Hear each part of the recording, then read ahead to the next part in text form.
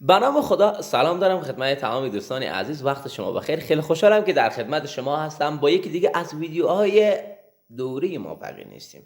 در بخش دوم این دوره حضور داریم. در بخش اول در رابطه با این صحبت کردیم، فقر رو توضیح دادیم، گفتیم فقر چیست و آدم فقیر کیست. در این بخش که در رابطه با عامل فقر صحبت میکنیم که دو تا عامل به وجود آورنده فقر رو من به جلوتر به شما توضیح دادم. یکیش نبودن سواد مالی بود، دومی نبودن مهارت بود و حالا اینجا در این ویدیو در رابطه با عدم خودشناسی صحبت میکنیم که عدم خودشناسی چه بلاهایی رو سر ما آورده، چه کارهایی رو ما اشتباه انجام میدیم که نمیخواستیم، بعد افسوس میخوریم ای چرا این کار انجام دادم.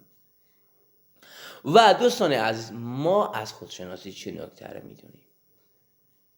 در رابطه با این من کاملا به زبان ساده خودشناسی رو به شما توضیح خواهم داد.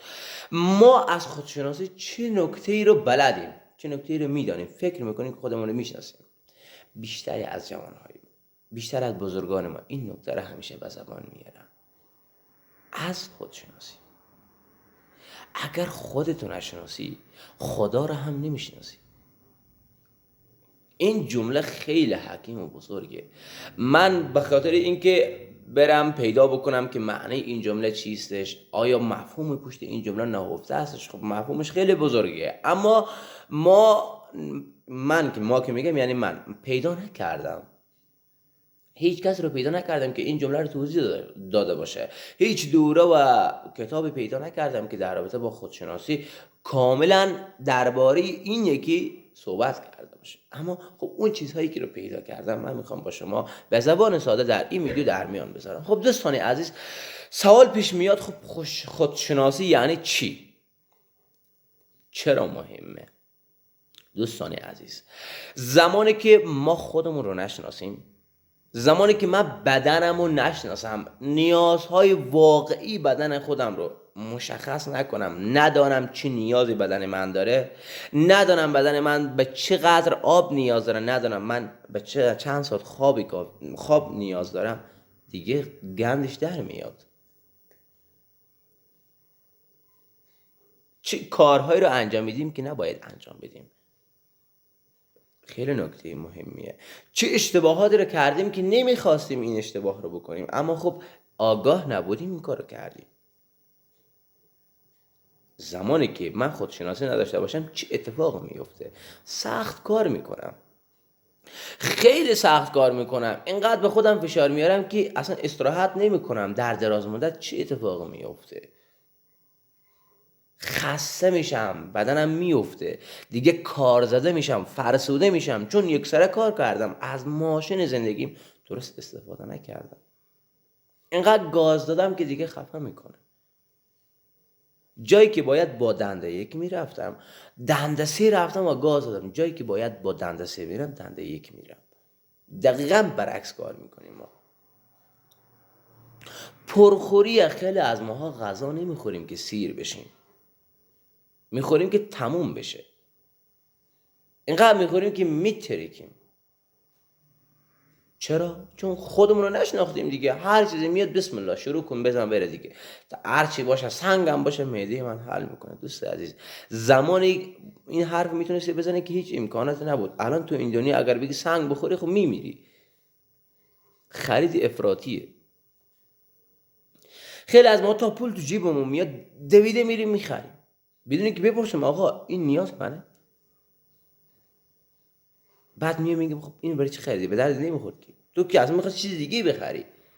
میریم تو فروشگاه نمیدونیم داریم چه کار میکنیم، رفتیم دنبال جنس دیگه ولی یه چیز دیگه رو خریدیم، چون جذب اون شدیم، چون اون رو خب دیدیم و وسوسه شدیم، اون رو گرفتیم، چون نیازهای بدنمون رو نمیدونستیم، چون وسیله‌ای که نیاز داشتیم رو ننوشتیم، تو لیست رجوع نکردیم، یادمون رفته، نیازهامون یادمون رفته. بله، گفتم که صدای خواسته ها از صدای نیازها بلندتره.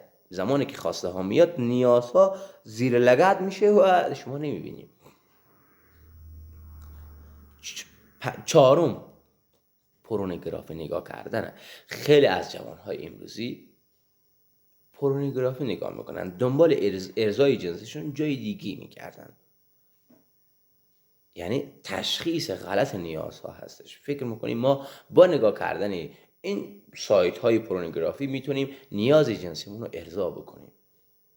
هر نوع اعتیاد، هر چیزی که میکشید، مواد مخدر، هر عقلی میدونم، هر کوفت و زهری که هستش استفاده میکنید، اینها تشخیص غلط نیازها هستش. این نیاز بدن ما اینها نیست، ما به اینها نیاز نداریم، ما اشتباه تشخیص دادیم. فکر میکنیم که اینها برای ما خوبه، فکر میکنیم که ما شاد میشیم، در حقیقت ما داریم خودمون رو معتاد میکنیم به اینها. اگر اینها نباشه نمیتونیم راه بریم. امروز که کشیدی برای فردا برنامه میریزی، چون فقط فکر در همونه، جای دیگه نمیتونی تفکر بکنی. تفکر نمیتونی بکنی که من زندگیمو چیکار میکنم، آیندهم چی میشه، برای فرزندانم چی میشه، کشورم چطوری، مردمم اصلا خودم چجوری، اصلا مطالعه کنم یا نکنم. فرار از خود. الان یک سری دوستان میگه خب خودت این کارا رو نکردی. دوستان عزیز، من هر کاری بگید کردم. اگر بگید مواد نکشیدی، میگم به خدا من مواد کشیدم. هر این سایت ها رو نگاه نکردی، من این کار کردم. اما از زمانی که فهمیدم این کارها برای بدن من کاملا مضره، نمیدونستم دوستان عزیز، مضره و مواد کشیدن ساقه مغز منو خشک میکنه، باعث میشه که من نتونم خوب فکر بکنم، من نتونم خوب تشخیص بدم. زمانی که فهمیدم واقعا گذاشتم کنار. من نمیخوام تو جوانی خب همش خودم رو خشک بکنم و بعد در پیری افسوس بخورم. خیلی از ماها اینم از این، خیلی از ماها از خودمون فرار میکنیم. زمانی که باید بنشینیم یک ساعت فکر بکنیم تنها که در آینده چی کار بکنیم، چی کاری برای ما مناسبه، چی کاری برای بدن ما مناسبه، یا بریم ورزش بکنیم برای سلامتی خودمون وقت بذاریم، یا بریم اینجا به پارک قدم بزنیم که روحیه‌مون عوض بشه، نمی‌کنیم. چون تنهایی رو تمرین نکردیم. تا تنها میشیم درجا گوشی، اصلا تنهایی میگیم دیوانه کننده است، نمیشه، امکان نداره. آرزوهایی که انتهایش مشخصه. ما یک آرزوهایی داریم که تهش مشخص. آقا ماشین میخرم، بله دیگه ماشین خریدی، تو کی هستی؟ راننده ماشینی دیگه، فوقش میزنی یه جا خراب میشه میره. آقا زمین و خونه بخرم، بله زمین و خونه خریدی، تو کی هستی؟ صاحب زمینی دیگه، یه بدبختی بهت اضافه شده. آرزوهایی که پایینش مشخصه، هر آرزویی که ما داریم تهش بگی خب خودت تحویل بگیر، بزرگنمایی بکن، بگی خب میبینید معنایی نداره. آهنگ پشت آهنگ، نجیب کشمیری میذاریم، تمام شد. فیروز بذار، فیروز تمام شد. مولا رو بذار، مولا تمام شد. صوفی شعیب بذار، مفتون رو بذار، آریانا سعید رو بذار، ستا قاسمی رو بذار. بعد در آخرم یه فیلم هندی نگاه کن، بگیر بخواب دیگه. خدا بزرگه. زمانی که باید ما چیزهایی که تو مدرسه یاد نگرفتیم رو بیایم یاد بگیریم، بیایم رو خودمون کار بکنیم، بریم چیزهایی رو که بلد نیستیم بیاموزیم، یا مطالعه بکنیم یا ورزش بکنیم، خلاص یه کاری بکنیم که برای آینده ما مفید باشه. می نشینیم فیلم دیگران رو نگاه میکنیم، آهنگ دیگران رو گوش میدیم، شعر دیگران رو میخونیم، اعدای بقیه رو در میاریم، مثل بقیه میخوایم باشیم، لباس بقیه رو. دیگه چه بگم من؟ و هیچ برنامه‌ای برای خودمون نداریم.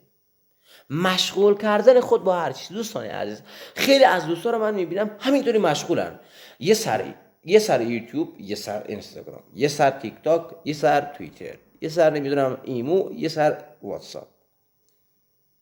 یعنی کلا زمانشون رو تو اینها هدر میدن که واقعا خطرناکه. من جوان ندارم مشغول باشم فقط بیکار نمونم. میگیم چی کار میکنی؟ دارم این کارا رو میکنم که فقط بیکار نباشم.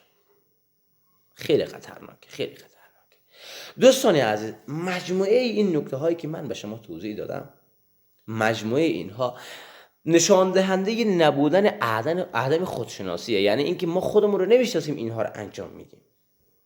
اینها پاسخ غلط به نیازهای ما هستش، چون ما دنبال نیازهای خودمون جای اشتباهی میگردیم یا تشخیص نمیتونیم بدیم.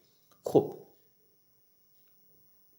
زمانی که ما به نیازهای خودمون پاسخ اشتباه میدیم، چی اتفاقاتی در بدنمون میفته. چی اتفاقی میفته؟ سردرد میگیریم، خستگی مزمن داریم، بیحالیم، نمیتونیم کار بکنیم، اصلا سر کار میریم کار نمیچسبه، بیقراریم، مثلا یه جا آروم نمیگیریم، ناتوانی جنسی داریم چون کار اشتباهی جلوتر انجام دادیم، مشکلات خواب داریم، خواب نمیریم، اون زمانی که باید بخوابیم نه، سر صبحی میخوایم تا ساعت 10 صبح بخوابیم، سر صبحی که باید بلند بشیم سر کار.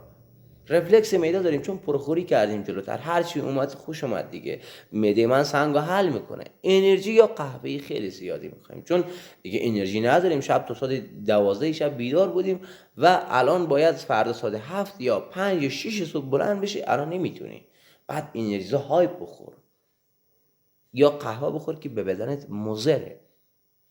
دوستان اینها مجموعه اینها میگم پاسخ غلط به نیازهای ما هستش که ما خودمون رو نشناختیم و به نیازهای واقعی خودمون پاسخ غلط دادیم.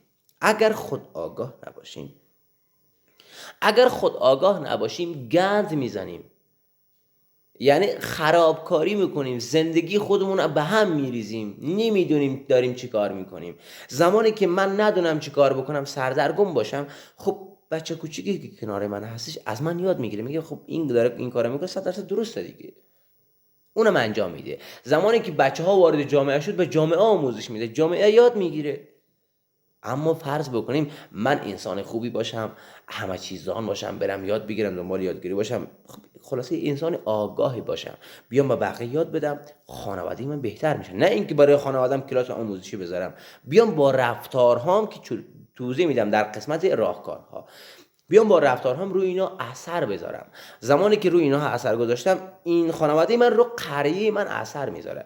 زمانی که قریه من سرشار از محبت شد، رو ولایت من اثر میذاره. زمانی که ولایتی که من توش زندگی میکنم پر از دانش و آگاهی باشه، روی کشور تاثیر میذاره و رفته رفته تمام کشور رو این آگاهی و دانش در بر میگیره. پس نگید که با درس خواندن چیزی نمیشه، این حرفی واقعا آدم بی سواد هستش که نمیدونه و فکر میکنه که این کارش درست و خودش توجیه میکنه اینطوری. خب حالا خودشناسی چیست؟ به این سوال باید من پاسخ بدم دیگه. خودشناسی چیست؟ دوستان عزیز، اگر تا حالا خودکار و